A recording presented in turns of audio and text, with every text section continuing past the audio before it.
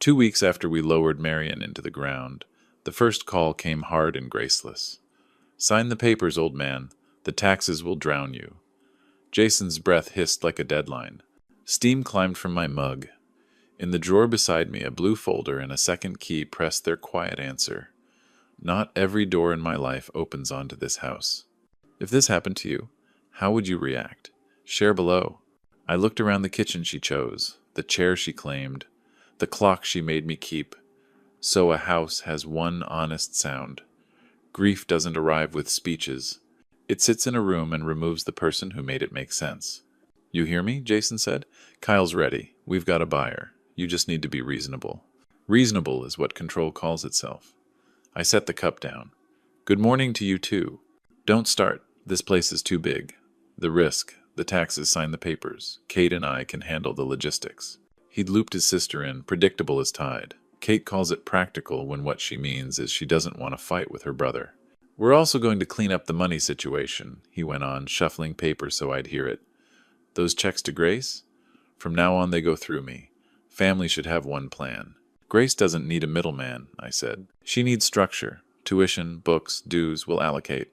Grace sends me photos that don't try to impress.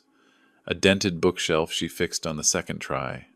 A cafeteria tray with something that called itself stew, her feet up after a long day. On the second business day each month, $500 lands in her account. Ritual, not rescue. A way to say I see you without making her smaller." "I don't need to ask a kid what's best," Jason snapped. "I need you to stop pretending you can keep up." The property tax notice sat under a magnet on the fridge, quiet and current. Paper is where boundaries live when people ignore them. "Jason," I said, and let his name be a full stop. "We won't discuss the house on the phone." "Oh, we will," he pushed, louder now. "Every day you stall, the buyer looks elsewhere. You think a place this old sells itself?" "There's no mortgage," I said. "Taxes are current. I can manage the work. Until you can't. I'm not waiting for you to start making mistakes. Do you want Kate cleaning up after you? Do you want Grace watching you fall apart?" He stacks concern like scaffolding and climbs it like he built the house. "If you want to talk," I said, "call me at 2. I'll be available until 3. Bring your counsel if you like." "My what?" He laughed without heat. "What is this court? Dad, stop playing games." "It's not a game," I said. "It's a schedule." He tried one more angle. "You think you can hide money in the walls? We know there's more. Be reasonable. Sign today. We'll make this easy." "Easy as a leash if you let it." 2 o'clock, I said. "Or not at all." I ended the call before he could sell me a kindness with an asterisk. Silence returned like a rightful tenant. The clock ticked, the mug cooled. The house held its shape without Marian in it, which felt like treason and proof at the same time. I thought of Jason at 12, chin up, asking for an advance on an allowance he'd already spent. Of Kate learning to keep her voice even when she wanted to raise it. Of Grace, who says please when she doesn't need to, and thank you like a decision. I slid the drawer. The blue folder waited where I'd left it after the funeral, heavier than paper should be. Across its cover lay the second key, brass burnished by Marian's hands. She kept 2 of anything that mattered. Lists, exits, ways through. I set my palm on the folder and let its cool climb into my wrist. Somewhere inside, a breath I didn't know I'd been holding let go. The note was on top in Marian's square hand. "If you're reading this, you need what's inside." No flourish. She never wasted ink. Beneath it, thin stacks of statements, small accounts I'd never seen, all in her name. Not fortunes, just deliberate piles. Enough to say, this was a choice, not a mistake. Next, a deed and a purchase file for a white-walled place on Menorca. Owner, Marian Cole. No co-owner listed. A letter from a local law office offering to arrange rentals. Her reply scribbled at the bottom in pencil. "Not yet. Keep private." Private sat on the page like a doorstop. There was a small policy, newer, naming one beneficiary. Grace. No mention of Jason or Kate. I felt the paper try to tip me into anger. It didn't. It tipped me into clarity. A typed sheet waited in the back pocket. 3 contacts cleanly aligned. A law office on the island, a caretaker Isabel Duarte, and a number for emergencies. A brass key was taped to the margin with clear tape. Marian's handwriting beside it, "Trust Isabel." I set the key in my palm. It held more weight than metal. She'd always left 2 exits, lists and locks, plans and doors. At the very bottom, an envelope addressed to me. I opened it with my thumb. "Robert, if this is in your hands, the calls have already begun. They will sound like concern. Listen past the tone to the verbs. They will try to arrange you. The house is yours. It stays yours. I paid it off so no one could sell your life back to you in bullet points. If you need to step away to be left alone long enough to think, there is another door. Do not explain. Build boundaries on paper, and let the paper do the talking." I read it twice, then once more for the rhythm. The kitchen clock kept time like a witness. Somewhere in the other room, her reading glasses still waited on a book she wouldn't finish. The room was full of absences I could name. I laid the deed to our American house next to the Menorca file. 2 lives on a table, not competing, just deciding where to sit. I thought of Jason's voice, the way he sharpens words into tools, of Grace's quiet messages that never ask for more than they need, of Kate's talent for sounding practical when she's afraid. Paper is where boundaries live when people ignore them. Marian was telling me to move there. I slid the documents back in order: statements, deed, letter, contacts, then took out my phone. The last number I dialed for Daniel Cho was years old and still in my favorites. He answered on the second ring the way careful people do. "Mr. Cole," he said, voice steady. "I'm sorry about Marian." "Thank you," I said. "I need 2 letters. One that tells the world no one speaks for me. One that tells certain people to stop trying." "I know the ones," he said. "Come in this afternoon. Bring whatever she left you to bring." I looked at the key on the table, then at the folder, then at the empty chair opposite mine. "I'll be there," I said. When we hung up, I put the key in my pocket and the folder in a bag. The house watched me move like it wanted to make sure I meant it. I did. Daniel Cho didn't offer condolences twice. He offered procedure. He set 2 drafts between us, letterhead already waiting. This one, he tapped the top page, "Notice of known representation. States plainly no one is authorized to act for you in any listing or sale." He slid the second forward. "Cease and desist. Names the realtor, buyer's agent, anyone who's contacted you. All future contact in writing to my office." His pen made a neat sound on the margin as he filled in names. "County recorder gets copies. Certified mail, return receipt. You'll get green cards back. Keep them. Paper that talks," I said. "Paper that ends conversations," he corrected. We added Kyle Benton, the brokerage, a generic "to whom it may concern," for whoever they would produce next. He printed, I signed, he notarized. Stamps hit paper blue. Final. Outside, the sky couldn't decide what it wanted. Inside, the ink already had. "2 more things," Daniel said. "Credit freeze at all bureaus, lift only by you. And get a P.O. box. Don't make your porch carry their plans." At the post office, a clerk with a patient jaw slid a form under the glass. "Smallest box?" she asked. "Medium. 2 keys," I said. She fed labels into a machine. The barcodes spit out like small decisions. When she handed me the keys, the metal was warm from her palm. Options have a temperature. Back home, I set the envelopes in a neat row on the table and took a picture for my own records before I dropped them at the counter. The clerk stamped each one with a red time I didn't have to memorize. The system would do it for me. At 3:11, the doorbell rang. Through the peephole, Kyle Benton, folder tucked like a trophy. "Mr. Cole," he smiled at the chain. "I can do a quick walk-through just to—" "No," I said. "All communications in writing to my attorney. You have his address." He tried a genial shrug. "We're only trying to make this easy." "Do not come to my door again," I said even. "Do not speak with my children about my property. In writing. Only—" His smile thinned. "Understood." I closed the door. The chain made a small, satisfied sound. 5 minutes later, Jason lit up my phone. I let it ring once, then answered. "What are you doing?" he said. "Greg Kyle, whoever says you're threatening legal action." "I promised it," I said. Different verb. "This is ridiculous. We had momentum. You're—" "If you want to talk," I said. "We do it Thursday, 2 to 3, here with counsel. Yours and mine. A beat." "You're serious?" "I am." I wrote it on a yellow pad by the clock. Thursday 2-3. The second hand kept time like a witness. Jason exhaled through his teeth. Fine. When the line went dead, I slid the P.O. box keys onto the same ring as the second key from Marian. 2 exits, 2 keys. Paper in the mail, paper on the table. The boundary stood before anyone else arrived to test it.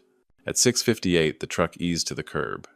Rodriguez climbed down, gloves already on. 2 drops, he said. Signatures if they'll give them. Photos if they won't. We loaded the labeled boxes I'd staged by the door. Jason return. Kate piano books return. I slipped a single sheet on top of each stack in my neat block letters. I'm returning what belongs to you. Leave at the threshold, I said. No inside. He nodded. Professionals don't need stories. 7:31. Photo ping. Jason's porch boxes on the mat. My note clearly visible. Timestamp burned in the corner.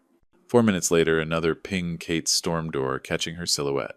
The piano books on the bench like a memory that wanted practice. Rodriguez texted one word. Delivered.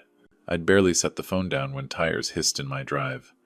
Jason took the steps in 2 strides and hit the bell twice. I opened to the chain. What is this?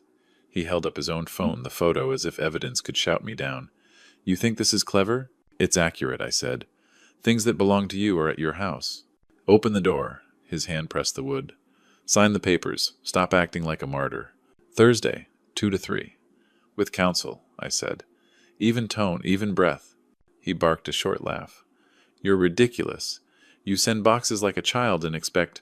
I expect you to respect the schedule, I said, and to stop using my porch for business. Old man, he muttered, the words he uses when he wants to feel tall. You can't keep this up. I let the chain answer for me and closed the door without a slam. The small rattle sounded like a period. I needed air that wasn't an argument. I drove into town and stood in front of the glass case at Marge's pie house. The chalkboard said Lehman, Pekin, apple like a hymn someone meant.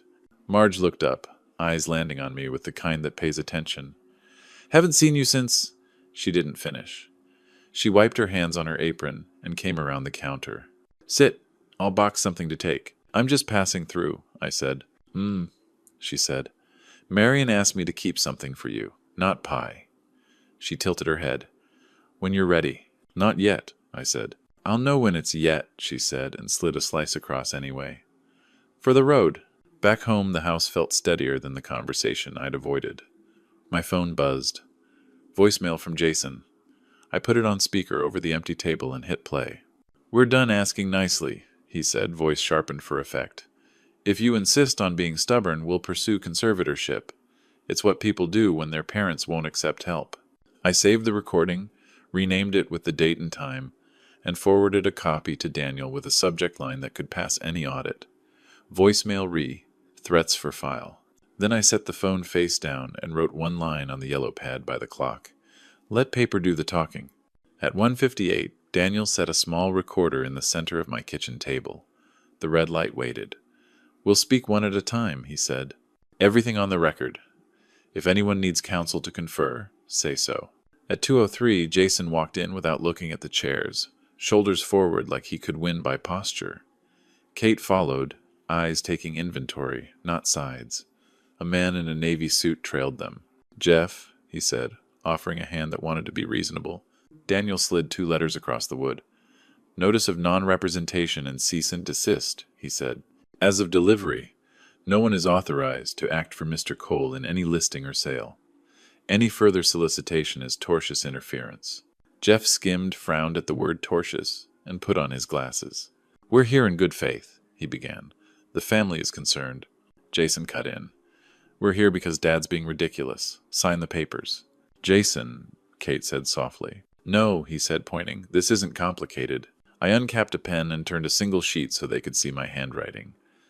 I'll be brief, I said. 3 rules. Jason scoffed. Here we go. 1, I said. I am not selling my home. 2, if I choose to relocate at any point, I will tell you after the decision is made, not before. 3, I will continue to support Grace directly. Any attempt to route or represent that support through intermediaries ends all support. Jason leaned in. That's not how families work. We create a family fund. We centralize. Grace's money goes into the pot. Tuition gets paid from the proceeds, And we backfill after the sale. Clean. Accountable. Thank you, Daniel said evenly, eyes on the recorder. Please repeat from the proceeds for the record. Jason blinked. From the proceeds. Kate rubbed her thumb against the edge of her cup. Dad, he's not saying you can't help Grace. He is saying, Daniel said, that Mr. Cole's private transfers will not be mediated. That's within his rights. Jeff cleared his throat. We're trying to prevent future incidents. Conservatorship is an option when...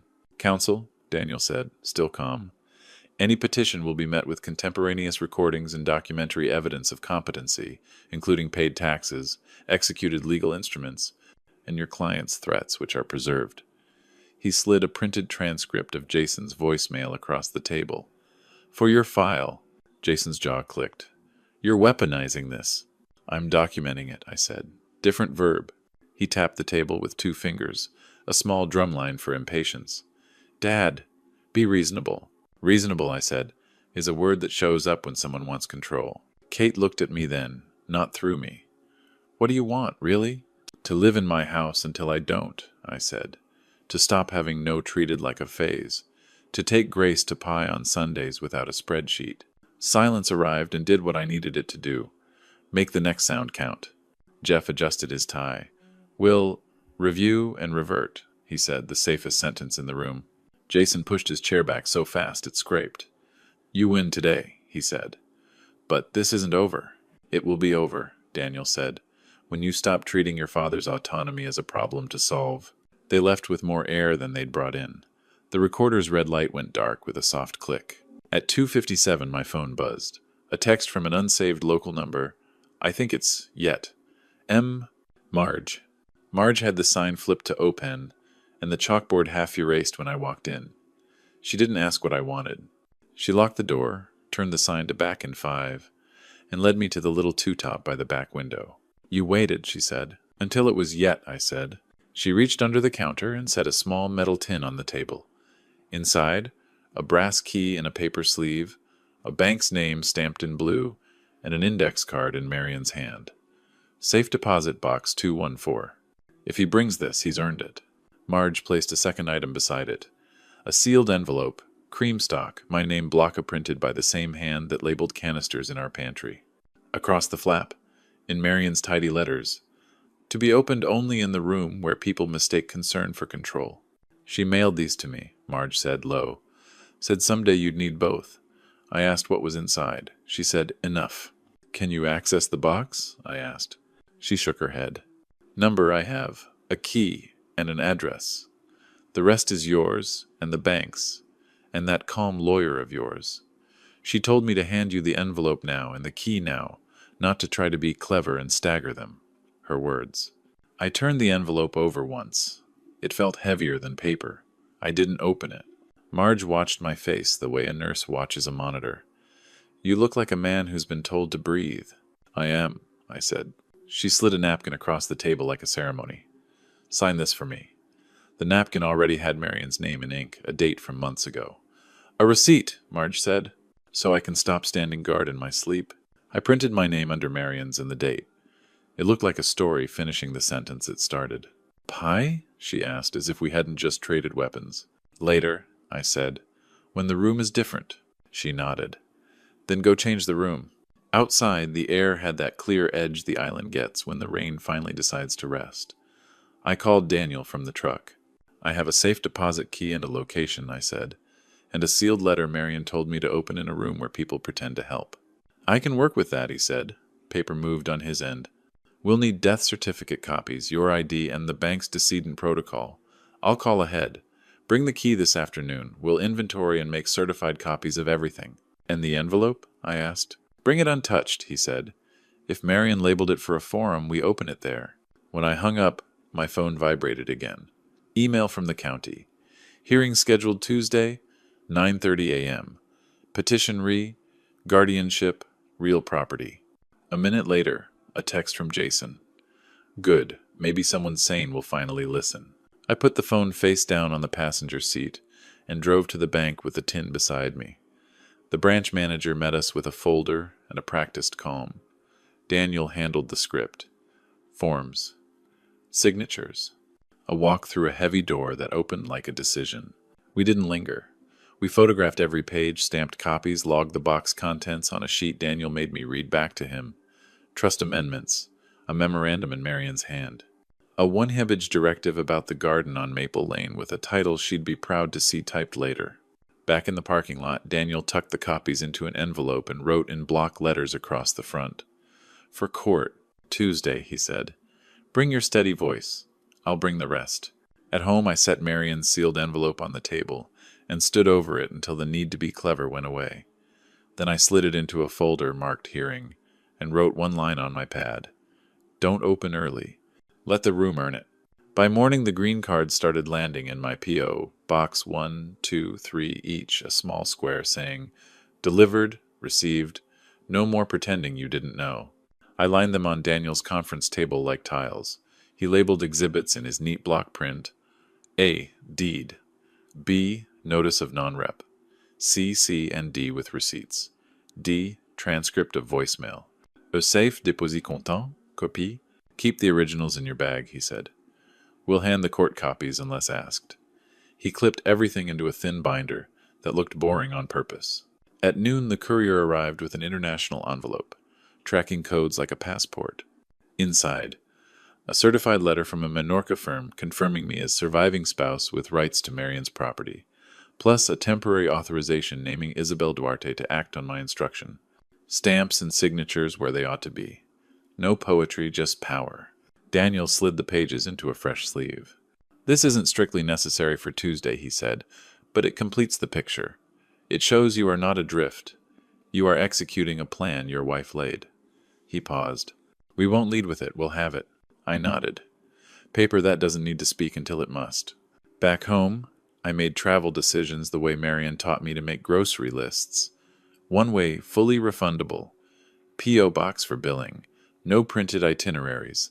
Location sharing off. Phone backups complete. I wrote each step on a yellow pad and crossed each out in ink you couldn't erase. Isabel called as the light went soft. Senor Cole, the house is ready. Clear voice, no drama. There are linens and a bowl on the table because Marian said you like to have a place to put your keys. I do, I said. Thank you. Do not thank me, she said gently. Do your part. Arrive. After we hung up, I walked the stack on my kitchen table. Front hearing, Tuesday, 9:30 a.m. Divider 1, my 3 rules in my own handwriting. Divider 2, exhibits A through E. Divider 3, Marian's sealed envelope still shut, the flap bearing her sentence, to be opened only in the room where people mistake concern for control. I placed a blank note card on top and wrote in small letters, Let the room earn it. My phone vibrated, a text from an unknown number that didn't bother to hide who sent it. See you Tuesday, old man. Bring a pen. I saved the message, forwarded it to Daniel with the same plain subject line we'd been using. Additional correspondence log. He replied 1 minute later. Logged. See you at 9:10 outside room B. I zipped the binder into a bag that still smelled faintly of airports. The house didn't get louder or quieter. It held.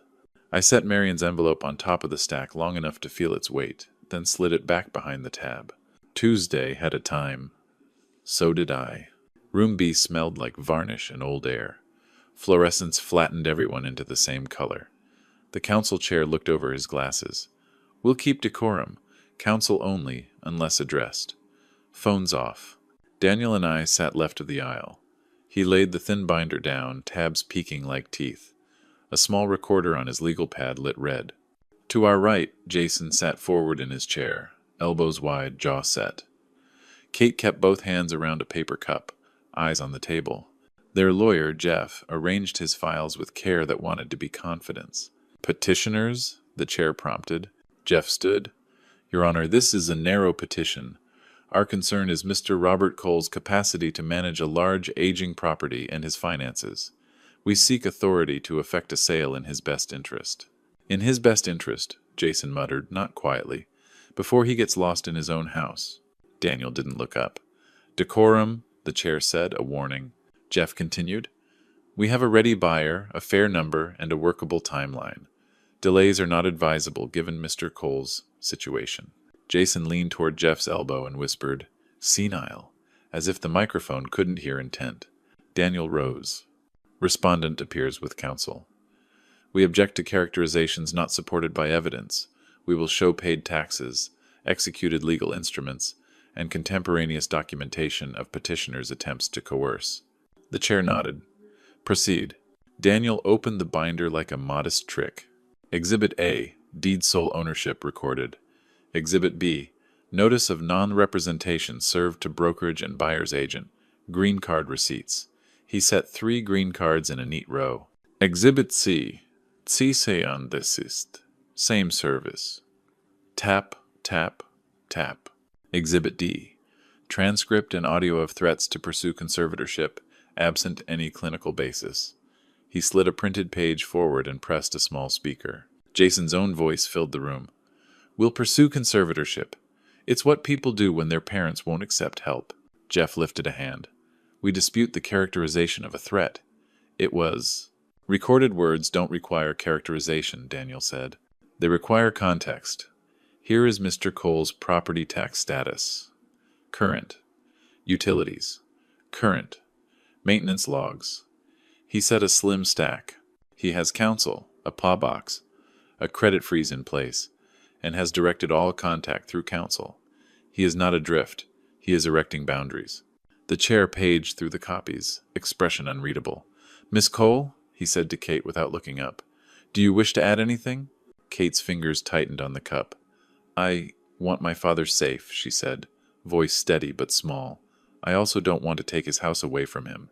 Jason turned to her, incredulous. Kate, counsel only, the chair repeated. Jason sat back, swallowing a glare. Daniel tapped a tab he hadn't pulled yet.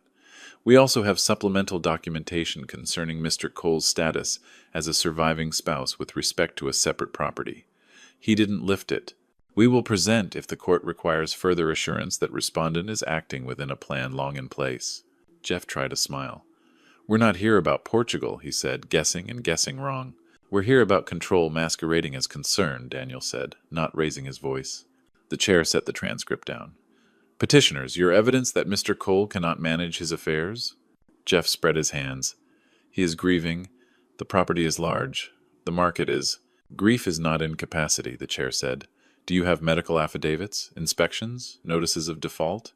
Silence did what it does when it belongs to the wrong side. Daniel's hand hovered over the final tab. He glanced at me. I nodded. He didn't pull it yet. Your Honor, if it assists, there is a sealed letter prepared by respondent's late wife, to be opened in a forum such as this, addressing the very subject of intent and stewardship. As if the room had been waiting for the cue, the rear door clicked. Marge stepped in, hair still dusted with flour, a cream envelope in her hand. Your Honor, Daniel said, turning. This is Miss Ellison, custodian of the document. He looked at the chair. With the court's permission, the chair gestured to the clerk. Bring it forward. Marge met my eyes as she passed. It's yet, she mouthed. The clerk placed the cream envelope on the dais. My name on the front. Marian's square letters across the flap. To be opened only in the room where people mistake concern for control. The chair glanced at me. I nodded. He cracked the seal with a letter opener that had opened worse things. May I read? He asked. Yes, Your Honor, Daniel said. It was prepared for this forum. The room shifted into a kind of listening you can feel. Paper rasped. To whom it may concern, the chair read, the words clean and unhurried. If this letter is being read aloud, I am no longer the one answering questions about our house. I write in full possession of my mind. I paid off the mortgage on Maple Lane so my husband, Robert Cole, would never be asked to sell his life in bullets and bold font. The house is his. It stays his unless he alone chooses otherwise. I amended our trust to remove our adult children as presumptive remainder beneficiaries of the real property. This was an act of love for them as much as for him. Inheritance is not entitlement. They will inherit from Robert if, and only if, he says so. I established a small policy for our granddaughter, Grace, payable to her, and to no intermediary. Robert will support her directly at his discretion. That support is not to be laundered through anyone else's plan. I have also arranged a separate property in Menorca so Robert would have a place to think that is not a battleground. If he chooses to go, that choice is his, not a symptom.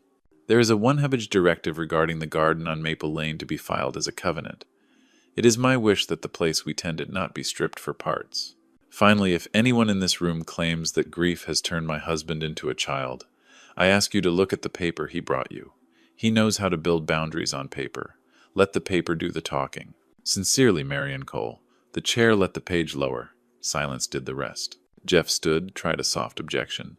We'd question the relevance. It goes to intent, Daniel said. And to capacity, not his lack of it, but her foresight and his execution. Jason half rose. This is manipulative. Mr. Cole, the chair said without raising his voice. Sit. Jason sat. Kate stared at her hands like they might answer for her. They didn't. Her eyes were wet and unperformed. Daniel slid 2 more pages forward. Supplement. Certified copies from the safe deposit box, trust amendments, and the garden directive Miss Cole referenced. Originals available. The chair read the headings. Flipped to the signature blocks, the stamps. His pen clicked once. Petitioners, he said, turning to Jeff. Do you have any medical affidavits, inspections, notices of default? Jeff opened his mouth, closed it. No, Your Honor. Grief is not incapacity, the chair said again, as if returning a book to its shelf. What I have is a homeowner with current obligations, counsel, a documented plan, and petitioners who recorded threats to pursue conservatorship absent cause. He tapped the transcript with 2 fingers. The petition is denied. Jason's jaw worked like a man trying to chew a decision he didn't order. Daniel didn't smile. Neither did I. Paper had done the talking. Orders will issue, the chair added. Any further attempts to list or solicit sale contrary to respondents' express wishes will be referred appropriately. He looked at me then, not unkindly. Mr. Cole, I'm sorry for your loss. Thank you, I said. The clerk gathered copies. Daniel clicked the recorder dark and stacked our exhibits in the binder, the tab sliding home with a small, exact sound. As we stood, I glanced at the cream envelope on the dais.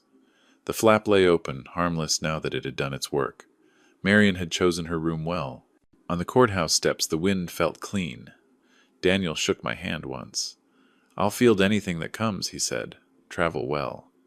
The binder looked smaller now that it had done its work. Emily waited by the railing, backpack on one shoulder, eyes searching my face. Grandpa? She said. I'm fine, I said, and discovered it was true. She glanced toward the doors where Jason pushed through without looking at either of us. Kate came after him, slowed, and almost spoke.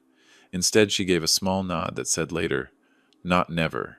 Emily stepped closer. What happens now? Now, I said. We have pie on Sunday. After that, I take a few quiet days to think in a place built for it. Her mouth curved. You mean another door? I do. We walked to my truck in companionable silence. At the curb, she squeezed my forearm. Text me when you land. I will. Back home, I set the binder on the table, slid the exhibits into a file marked Doan, and opened a fresh one labeled Leave Well. I wrote the list the way Marian would have liked. Email Daniel unreachable a few days. Authorize him to handle all counsel. Notify post office hold mail. Joyce keys and instructions. Utilities auto-pay confirmed. Flight 1 away, refundable.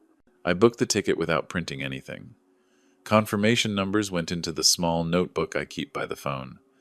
I turned off location sharing. Then I wrote a note to Daniel. Unreachable Wednesday. Saturday. All communications through you. Thank you, he replied in 4 words that fit him. Logged. Enjoy your quiet. I crossed the street with an envelope for my neighbor. Joyce opened the door before I knocked. You look like a man between chapters, she said. Just turning a page, I said, and handed her the envelope. Spare keys, a short list, mail, porch packages, basil if the week runs dry. Only if you're willing. She tapped the envelope against her palm. I was already watering the basil, she said, and smiled me back across the street. In the kitchen, I packed a small bag with the things that don't argue 2 shirts, a book with a bookmark, the house phone's numbers copied by hand. I put Marian's sealed garden directive back in the safe and the Menorca authorization in my carry-on.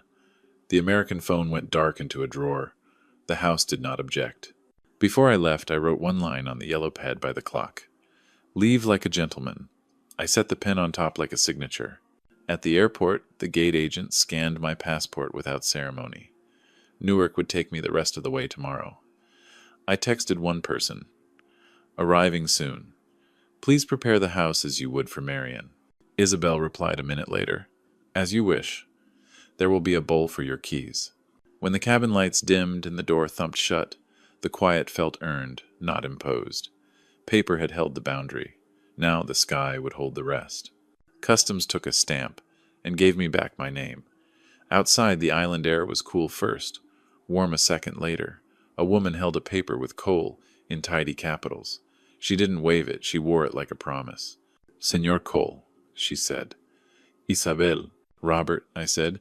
She hugged me once, brief and correct. Your house is ready. The car was small and quiet. We left the main road for a narrower one that asked you to pay attention. Stone walls. White houses that didn't apologize for standing this long. Marian said you like a bowl for keys, Isabel said, eyes on the road. She was right about most things, I said. We turned into a lane and stopped before a white facade with blue shutters that made the light honest. Isabel handed me a brass key. It had weight. Inside, the floor was cool, the room simple. A wooden table, 4 chairs, shelves that believed in books, a kitchen tiled in sea colors. On the counter, a bowl waited. I put linens. The plumber came last week. The window sticks here, she said, opening it with a firm wrist. I will call him again. On the table, she placed an envelope from the Menorca firm and a 1-page authorization with my name typed above a space. Temporary authority, she said. It names me for repairs and deliveries. You sign here. I sign below. I read it.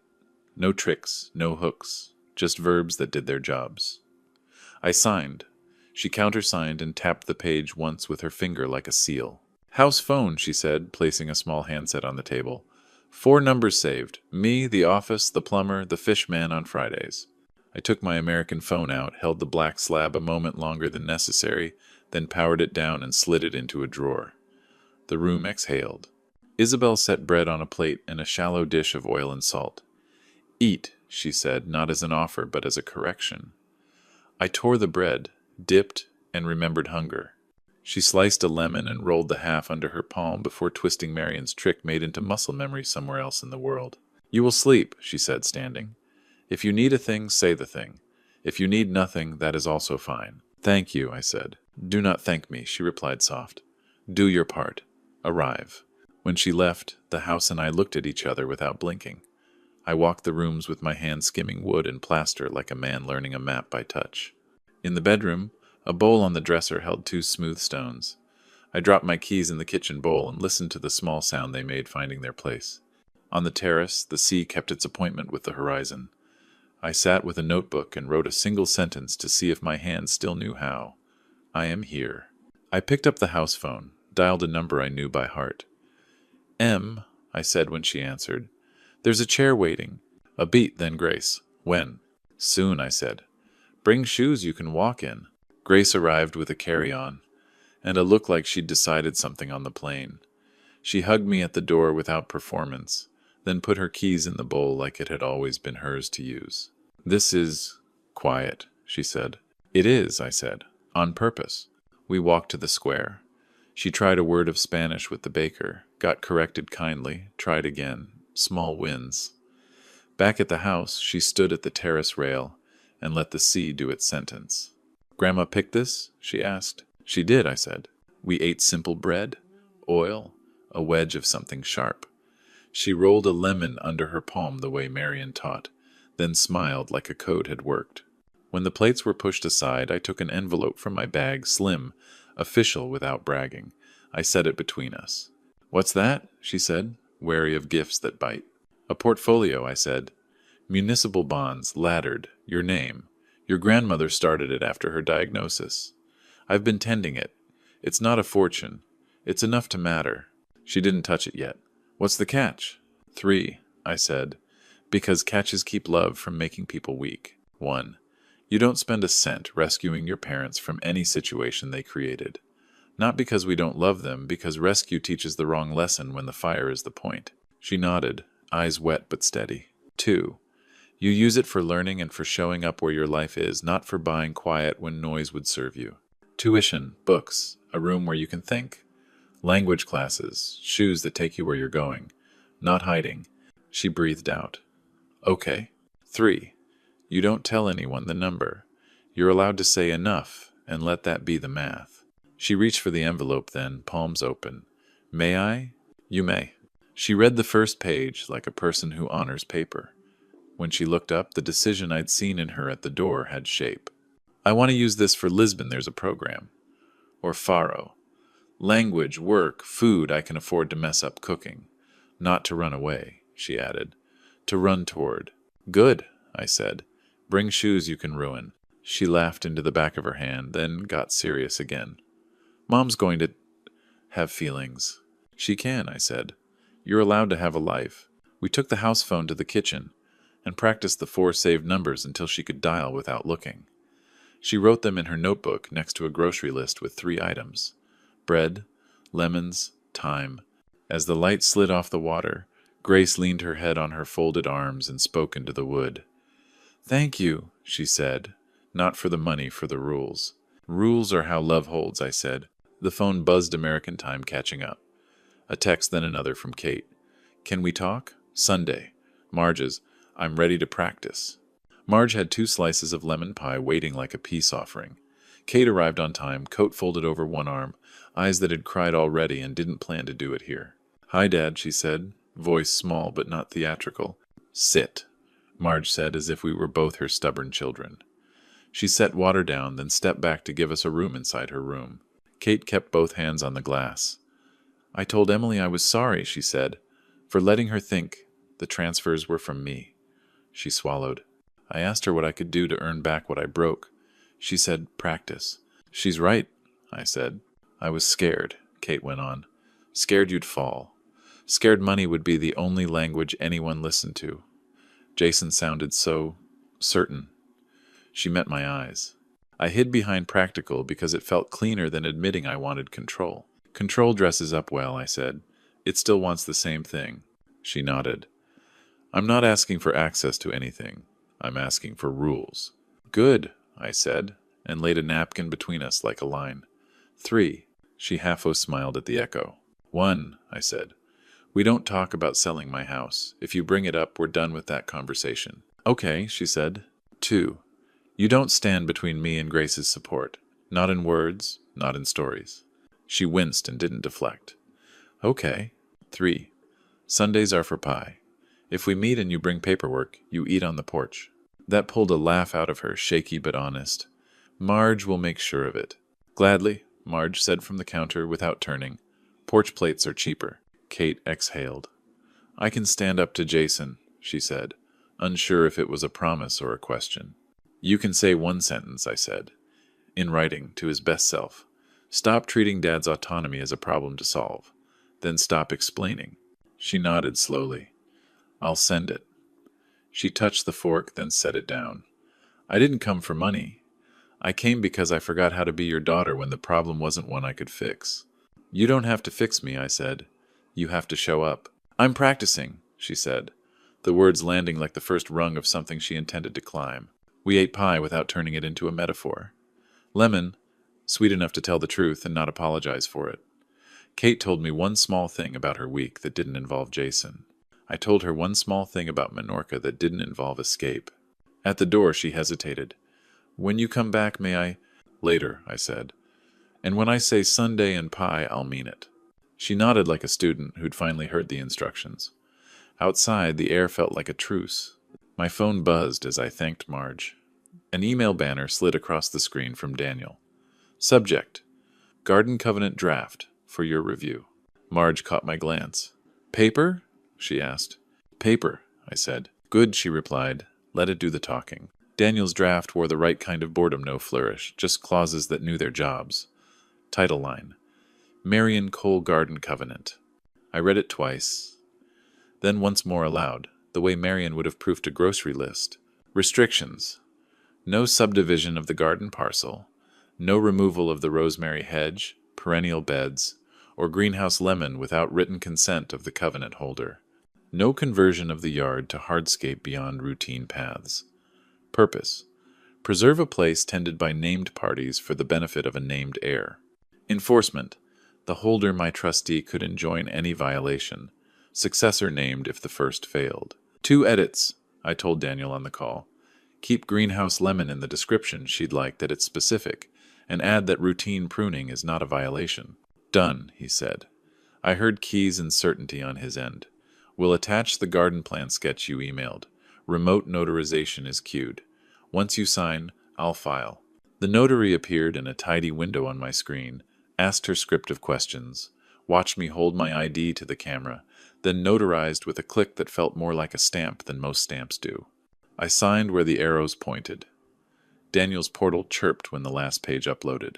Filing now, he said. You'll get a recording number if the county is awake. The county's awake when paper is, I said. While we waited, I did what Marian trained me to do with anything that mattered, redundancy. I saved the final PDF to 2 drives. I printed a 1-page abstract, the title, recording info placeholder, and restrictions, and slid it into a thin folder labeled Covenant. 1 copy went into the safe here, 1 into my bag. 1 I addressed to myself at the P.O. box for when I returned. Sealed, stamped, ready. An email pinged. Recorder submission received. 5 minutes later, recorder recorded. Daniel forwarded the stamped copy with a subject line that made me trust him even more because it didn't try to impress me. Marian Cole Garden Covenant recording number 2025 11,384. Beneath the document number, he wrote just 1 word. Done. I wrote the number by hand on an index card and tucked it into my wallet. Paper is where boundaries live when people ignore them. Numbers are how you find those boundaries in a hurry. He called back once the dust settled. We also updated your beneficiary designations to mirror the trust, he said. Grace remains direct on the small policy. House and garden your discretion. The covenant runs with the land. Good, I said. It should outlast us. Anything else? He asked. Yes, I said. Thank you. He let the silence receive it. Travel well, he replied. After the call, I stood at the kitchen table with the stamped covenant on top of the stack Hearing in one pile, Colorado Venant in another. The house here had no stake in a garden, an ocean away, and still, in the quiet, I felt something align. Not a memorial, a promise. Marian would have underlined that. I wrote 1 line on my pad. Keep what matters, don't perform it. The phone buzzed American number. A photo arrived, no caption at first. A slice of lemon pie on a paper plate, a fork, a table I recognized from a big box store assembled with more enthusiasm than skill. A second later, 1 letter followed. K. Jason's photo sat on my screen a minute before I answered. A slice of lemon pie, a plastic fork, a table I could buy in any store. Pie next month, I typed. Sunday, 2 o'clock. If you talk square footage, you eat on the porch. 3 dots. Then, fine. No square footage. A beat later, he added, Where? Marge's, I wrote. She knows the rules. He called instead of texting. Dad, 2 to 3, I said before he could find a familiar script. He swallowed whatever line he'd queued up. Okay. 2 to 3. No. Paperwork. No paperwork, I said. If you bring it, you eat outside. Silence. I let it hold. He tried again. What do you want from me? 1 sentence, I said. In writing. Stop treating Dad's autonomy as a problem to solve. Send it to yourself. Read it before you call me. He blew air through his nose. You're impossible. I'm consistent, I said. He didn't hang up. Small progress. Grace, he said. Is she? She's learning, I said. So can you. Right, he said, and the word didn't bite this time. Right. That evening, a new photo arrived. Not pie. A cabinet hinge up close, a screwdriver on a counter, the kind of blur you get when a hand isn't used to documenting effort. No caption. He tooped. Good. Hinges matter. 3 dots then. It was squeaking. I sent back. Some things don't need replacing. They need attention. He didn't reply, and I didn't fill the space. The practice was as much mine as his. Sunday came with clean air. At 1:58, I was already in a booth at Marge's. She set a mug down and glanced at the door. Porch plates are ready, she said, deadpan. Jason arrived at 2 sharp, looked smaller without his tempo. He nodded at Marge, at me, at the pie he didn't touch yet. He kept his hands on the table where I could see them. Hi, Dad. Hi, Jason. Marge poured his coffee like she'd done it for him all his life. Table, she said, as if she were the chair in room B. You didn't bring anything that doesn't belong here. He shook his head. No paperwork. Good boy, she said, then left us alone with sugar and the kind of quiet that makes men honest. He cleared his throat. I fixed the hinge. I saw, I said. Sent a message to myself. He pulled his phone out, showed me the screen. A single line in notes, exactly as I dictated. He didn't make me read it aloud. Keep it, I said.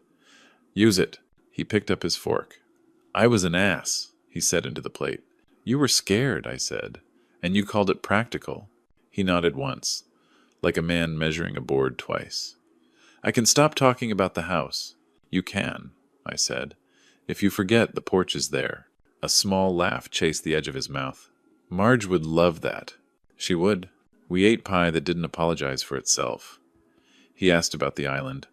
I told him one small thing that wasn't an invitation to argue the bowl for keys. He told me one small thing that didn't require fixing the hinge. We kept it that size on purpose. At 2:28, he glanced at the clock. I have to go. He stood, then stopped. Grace, tell her. Tell her I'm rooting for her. Even if I don't understand all of it. I'll tell her, I said. He left a bill under his cup and went out into air that didn't need either of us to explain it. I texted 2 messages when he was gone. To Grace, pie accomplished, hinge repaired. To Kate, porch plates remain an option. You did fine. No square footage, I wrote at the top of my yellow pad, underlined once. Then I drew a line beneath it and put one more word. Practice. Love is not control. Saying no, on paper and in person, can be an act of care. Grief is not incapacity. It can be the season that clarifies what to keep, what to release, and what to build next. This family story shows how boundaries protect dignity, how small rules pie on Sundays, help given directly, no meetings without manners turn chaos into steadiness. Paper isn't cold when it guards what matters. Marian left wisdom. Robert carried it without spectacle. Kate chose to practice instead of perform. Grace learned to run toward, not away. Before God, clarity is kindness. By the grace of God, cracks inside a home can mend when truth is spoken quietly and documented well. And I believe God honors the slow work of people who keep promises when no one is clapping. If a bowl for keys, a stamped covenant, and a slice of lemon pie can reset a life, then your home can be reset too by choosing what you keep, what you let go, and what you build. This isn't about winning. It's about fitting your life to your name and guarding the garden you've tended. If this family story found you at the right time, I'd love to hear one moment that stayed with you. Was it a line, a letter, or the sound of a stamp? Share your thoughts in the comments, and, if it feels right, share this family story with someone who might need a gentle reminder that boundaries make love last.